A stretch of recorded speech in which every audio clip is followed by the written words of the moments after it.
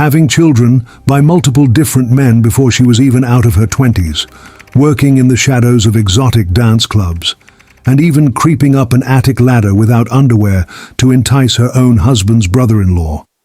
To almost everyone who ever crossed her path, Michelle Williams was not just living a chaotic life. They labeled her a full-blown, uninhibited sex addict. But Michelle did not just suffer from an addiction to male attention. She operated with a cold, calculating strategy. For years, Michelle weaponized her body and her sexuality as an instrument of ultimate control. She used seduction to target wealthy, hard-working men, bleed their bank accounts completely dry, and finance a lavish lifestyle she could never dream of earning on her own. She believed her charm made her completely untouchable, convinced that any man could be swayed by her touch or silenced by her body. But when the money finally ran out, and her wealthy husband uncovered that she had quietly emptied his life savings right before they were supposed to close on their dream home, her game of seduction turned into cold-blooded execution. This is the shocking story of Michelle Williams, the Texas Black Widow who staged a bloody crime scene, faked a high-risk pregnancy with twins to fool a judge, tried to frame her own children, and attempted to outsmart the police, the media, and the federal government. Welcome back to Brian's Criminal Unmasking, where we strip away the polished facades of everyday lives to expose the terrifying motives hidden underneath. If you are fascinated by deep psychological breakdowns, complex deceit, and the unmasking of ruthless killers, please take a second right now to hit that like button, drop a comment, and subscribe to the channel with notifications turned on so you never miss a deep dive into the minds of the world's most dangerous criminals. To truly understand how a marriage in an elite, gated community ended in a pool of blood on a quiet autumn morning, you have to look back at the trail of wreckage Michelle left behind long before she ever set foot in Keller, Texas. When she was just 17 years old, Michelle found herself pregnant with her first son. She was young, unprepared, and unstable. Less than a decade later, she was a mother to 3 children, 2 sons named Lee and Andrew, and a daughter, fathered by 2 different men. She had already been through 2 bitter divorces, and whenever anyone asked her what happened to her past relationships, Michelle had a rehearsed story ready to go. She claimed that every single man in her past was unfaithful. She even told people that one of her ex-husbands had cheated on her with their 17-year-old dental hygienist. She painted herself as the perpetual victim of cruel, unfaithful men. However, her younger son, Andrew, remembered growing up in a starkly different reality. Andrew would later reveal that not only were her husbands unfaithful, but Michelle herself had cheated on virtually every partner she ever had over the years. Her older son, Lee, recalled their childhood as an unpredictable, terrifying hurricane of instability. Michelle floated from job to job, frequently working in exotic nightclubs, topless bars, and adult entertainment venues. She did not leave her lifestyle at work.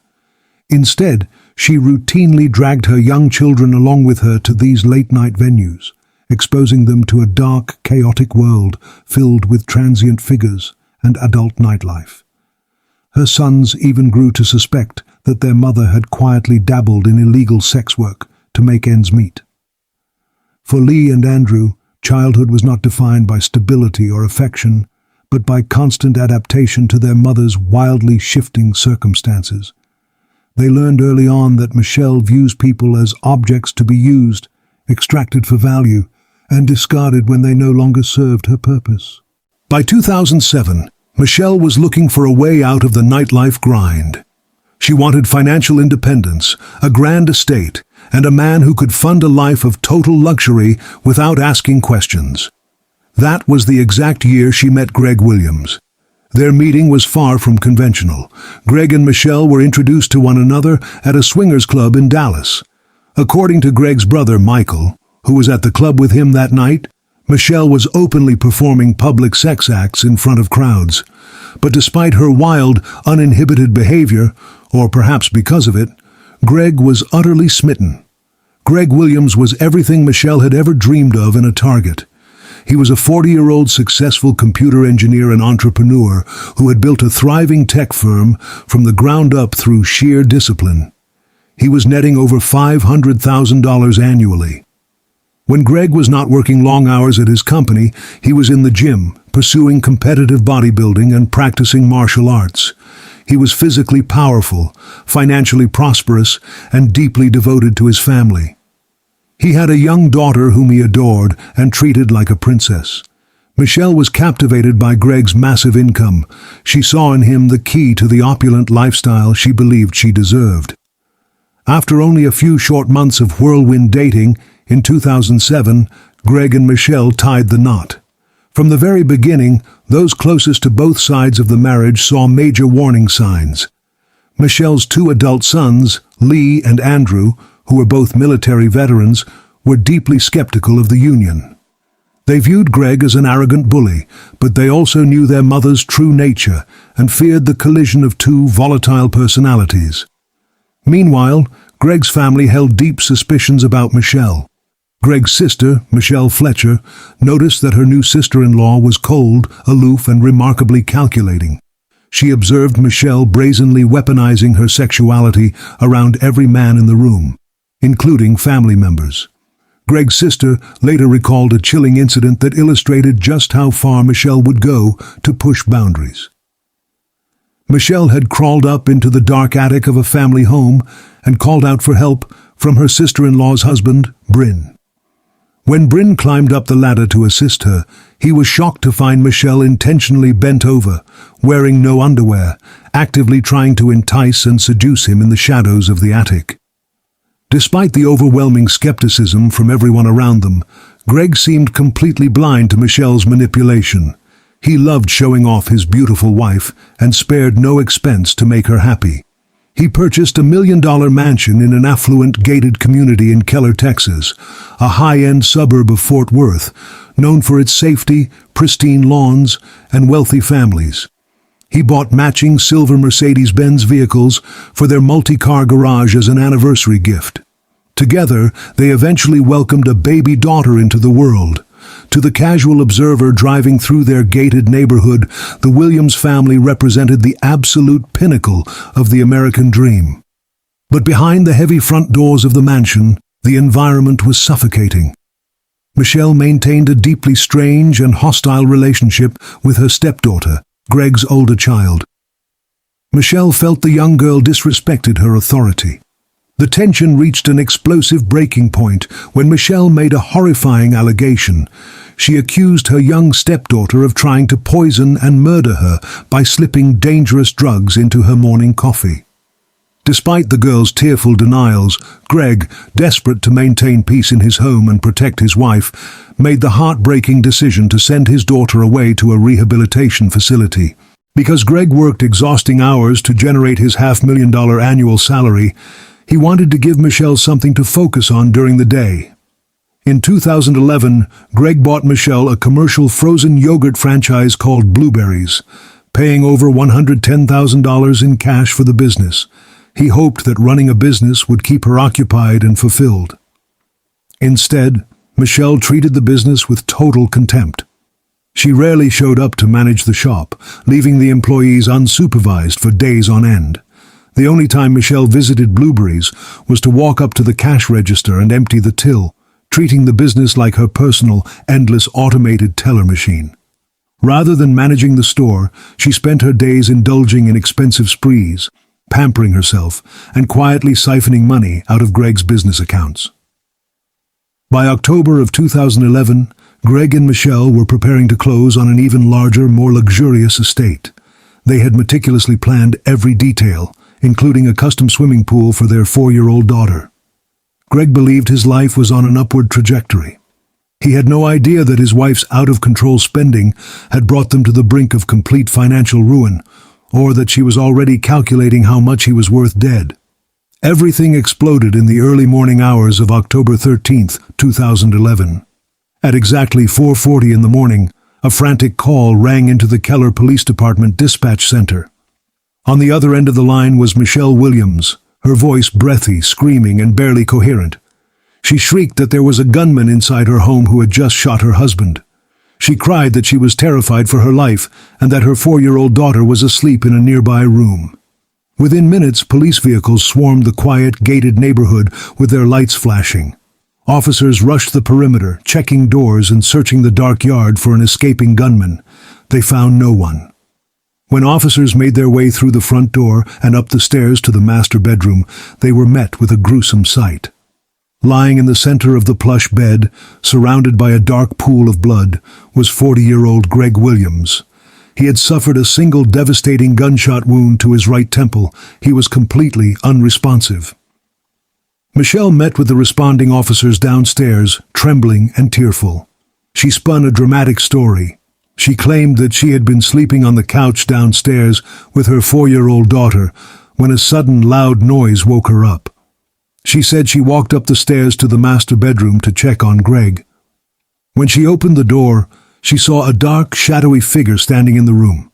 She claimed that before she could even react, the intruder struck her powerfully across the head, causing her to black out completely.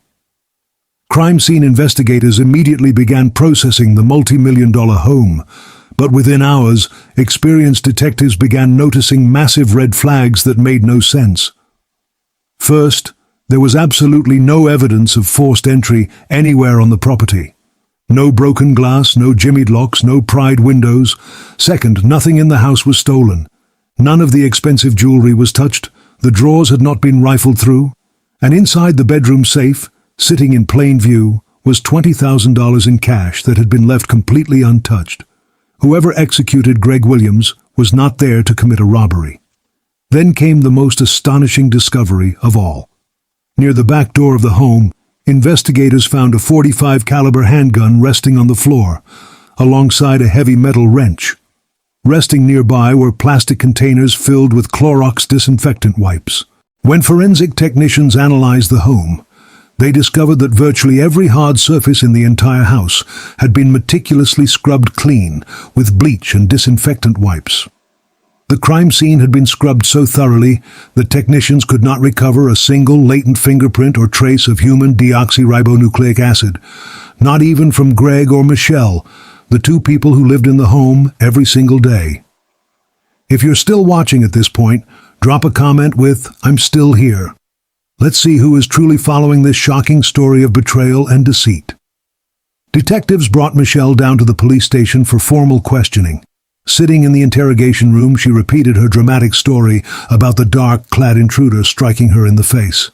But the lead detective sat back, looked her in the eye, and told her plainly that her story was physically impossible. The forensic evidence at the scene did not match a violent home invasion. The detectives laid it out for her. Either she was the one who pulled the trigger, or she was actively staging a massive cover-up for the real killer. They asked her if she would consent to a gunshot residue test on her hands. Michelle agreed, confident that her thorough scrubbing with bleach wipes had erased any chemical evidence. When the test results came back, they were negative for residue. After 5 relentless hours of intense interrogation, as the police pressure mounted and her intruder story completely fell apart, Michelle realized she was trapped. That was the moment she executed her first major narrative pivot. She suddenly abandoned the intruder story entirely. Sitting in the interrogation room, she looked at the detectives and claimed that Greg had actually committed suicide.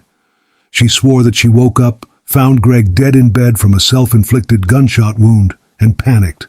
She claimed that she made the decision to alter the crime scene solely to protect their 4-year-old daughter from the lifelong trauma of knowing her father took his own life. She admitted on tape that she was the one who used the Clorox wipes to clean every surface in the house, scrubbed the gun clean, and planted the weapon outside the patio door. To make the staged robbery look convincing, she picked up the heavy metal wrench and deliberately struck herself in the face, causing her own bruising. Because Michelle formally confessed on tape to tampering with physical evidence and staging a crime scene, officers placed her under arrest for tampering with evidence. She was booked into jail and subsequently released on bail. The moment she walked out of custody, Michelle put on a masterclass in psychological manipulation. She met with Greg's grieving family and repeated the suicide story with tears streaming down her face. She claimed that Greg had been secretly suffering from severe depression for weeks. She told a bizarre story about walking into the garage one day and noticing that the engines of both Mercedes-Benz vehicles were warm, suggesting Greg had been sitting in the garage contemplating carbon monoxide poisoning. She even called her sister and openly admitted that while she was staging the crime scene, she had carefully wiped down Greg's hands and the gun to ensure no residue remained. Meanwhile, Greg's murder became massive front-page news across Keller, Texas. The murder of a wealthy, handsome bodybuilder in an exclusive gated community felt like something out of a primetime television drama. The public was captivated, hanging on every single detail released by the media. In the weeks following Greg's death, Michelle's behavior grew increasingly bizarre and cold. She refused to participate in planning Greg's funeral arrangements. Even more shocking to Greg's family, Michelle completely skipped his funeral service altogether, leaving his grieving mother and relatives devastated and confused. Instead of mourning, Michelle immediately went to work liquidating assets. She sold the frozen yogurt shop, Blueberries, which Greg had purchased for $110,000 just months earlier, for a paltry $4,500 in cash. Then she did something even more suspicious. Greg's primary computer company was highly successful, netting $500,000 a year with a massive client base. Michelle quickly sold the entire corporate entity for a tiny fraction of its worth, agreeing to a payout of just $8,000 a month. Greg's relatives watched in utter horror as Michelle systematically erased every trace of Greg's life, legacy, and business empire, liquidating everything for quick cash. While Michelle was busy selling off assets, homicide detectives and forensic experts were quietly building a bulletproof murder case against her. They never believed her absurd story about staging a suicide to protect her child. They were convinced Michelle was the killer, and they set out to prove it with hard science. Forensic firearm examiners conducted exhaustive tests on the .45 caliber pistol found near the back door. It was Greg's high-end personal defense handgun, which he always kept on his nightstand. Examiners confirmed that the shell casing recovered from the bedding and the bullet recovered from Greg's skull during the autopsy were a direct match to that exact gun. When the medical examiner conducted the autopsy, he discovered forensic anomalies that shattered Michelle's suicide narrative. First, the bullet trajectory through Greg's head went completely straight through from right to left on a perfectly horizontal plane. The medical examiner testified that in almost 40 years of practice, he had never seen a self-inflicted gunshot wound where the trajectory did not angle upward or backward. Second, the medical examiner found distinct stippling marks on the right side of Greg's face, tiny, pinpoint abrasions caused by unburned gunpowder hitting the skin at high velocity. This proved beyond a shadow of a doubt that the barrel of the gun was positioned between 6 and 24 inches away from Greg's head when the trigger was pulled. It was physically impossible for Greg to hold a heavy .45 caliber handgun at arm's length, point it horizontally at his own temple, and pull the trigger. Finally, the physical position of the ejected shell casing in the bedding was completely inconsistent with a self-inflicted shot based on the way Greg's body was lying. In January of 2012, 3 months after Greg's murder, police officially arrested Michelle Williams and charged her with first-degree murder. However, the prosecution immediately hit a major obstacle. The local Keller Police Department was relatively inexperienced with high-profile murder scenes. During the initial response, when Greg's body was moved to the medical examiner's office, officers had wrapped him in his own bedsheets, creating a potential risk of evidence cross-contamination that defense attorneys could exploit in front of a jury. Fearing a potential acquittal at trial due to procedural errors, the district attorney offered Michelle a deal. If she agreed to plead guilty, the state would drop the murder charge. Instead, she could plead guilty to tampering with evidence and a lesser Texas charge called deadly conduct, which means recklessly brandishing or discharging a firearm. Under the plea deal, Michelle faced a sentence of anywhere between 2 and 20 years in prison. Michelle eagerly accepted the plea deal. She knew that if she faced a jury for murder, she was looking at 50 to 100 years behind bars. With the plea deal, her legal team estimated she could be out of prison in just a few short years, in time to raise her young daughter. While out on bail awaiting her formal sentencing hearing, Michelle did not lie low. Instead, she went right back to her old habits of seduction and manipulation.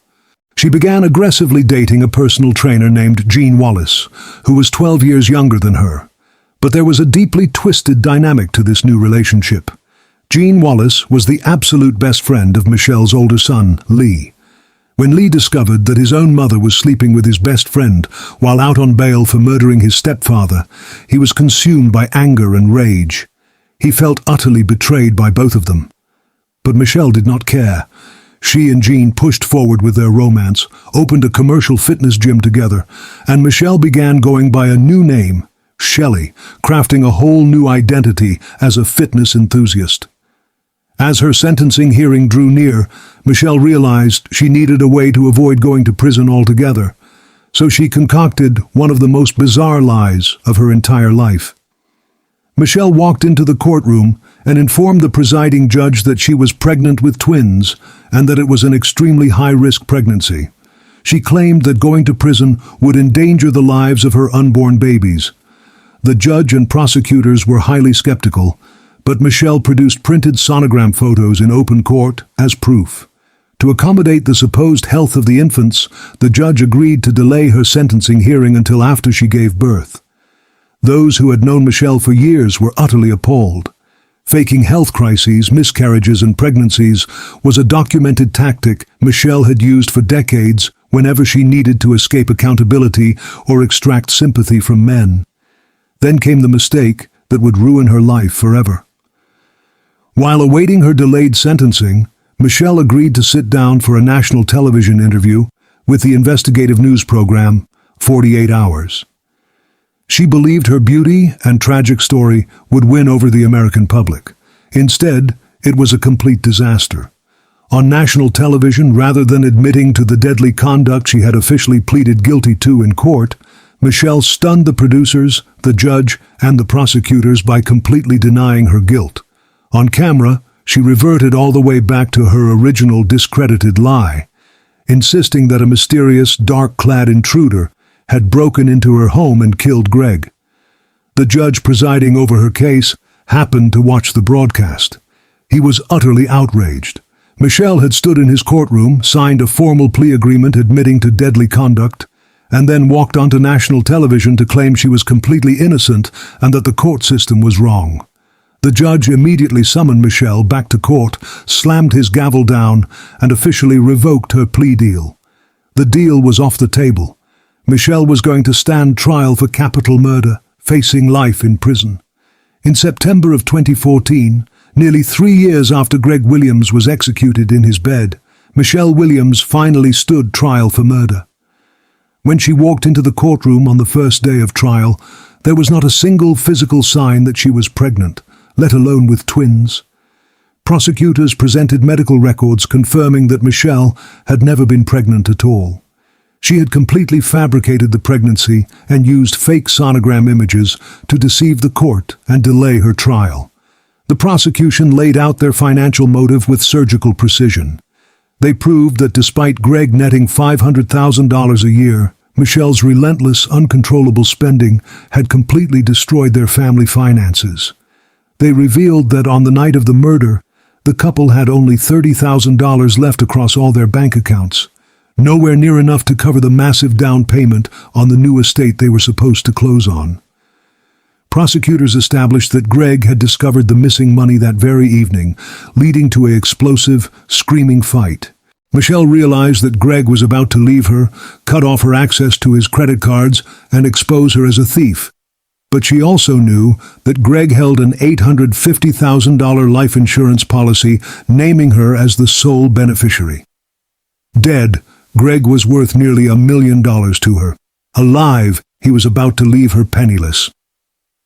To deliver the final knockout blow, the state called their bombshell star witness to the stand. Michelle's own younger son, Andrew. The courtroom was dead silent as the young military veteran took the stand to testify against his own mother. Andrew dropped a chilling revelation that left the jury gasping. He testified that 1 month after Greg's murder, while Michelle was out on bail, she approached him with a terrifying request. Michelle asked Andrew to contact some of his military friends, buy a heavy winter sweater, take it out into the woods, and fire a handgun directly through the fabric so it would be thoroughly coated in gunshot residue. She then instructed Andrew to take that gunshot-coated sweater, break into the car of Greg's ex-wife Kathy, and leave the sweater on the back seat. Then they were supposed to call the police from a public payphone and claim the sweater belonged to the killer. Michelle was actively trying to frame her murdered husband's ex-wife for his execution. When Andrew refused to participate in the plot, Michelle did not stop. A few weeks later, she sat Andrew down and asked him if he thought his older brother Lee could have been the one who shot Greg. Andrew looked at the jury and explained that he realized with absolute horror that his own mother was willing to frame her own son for murder just to save her own skin. The prosecution closed their case by describing Michelle as a cold-blooded, relentless sociopath who used sex to manipulate men and used murder to solve her financial problems. The jury deliberated for 7 long hours. When they returned to the courtroom, they delivered their verdict: guilty of first-degree murder. The judge sentenced Michelle Williams to 60 years in state prison.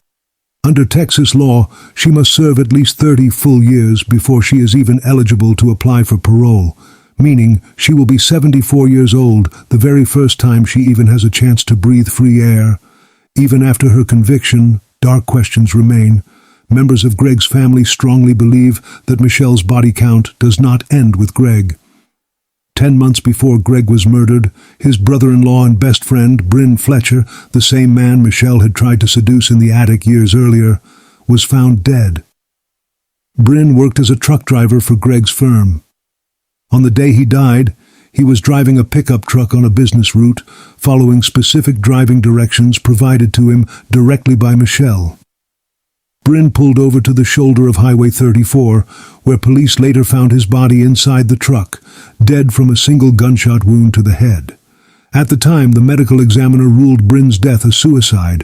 However, Bryn's widow, Michelle Fletcher, firmly believes that Michelle Williams murdered Bryn, or had him killed, because Bryn had uncovered her massive financial thefts from Greg's company and was about to blow the whistle on her. Though law enforcement has not officially reopened that investigation, those who knew Michelle know what she was truly capable of doing. Michelle Williams spent her entire life believing that her beauty, her sexuality, and her relentless deceit made her completely invincible. She used men for their money, discarded her own children when they became inconvenient, staged a murder scene with bleach, lied to the media, and tried to trick the justice system with fake pregnancies. But in the end, her trail of lies finally caught up with her, unmasking her to the entire world as a cold, calculating killer. Thank you so much for watching this complete episode on Brian's Criminal Unmasking.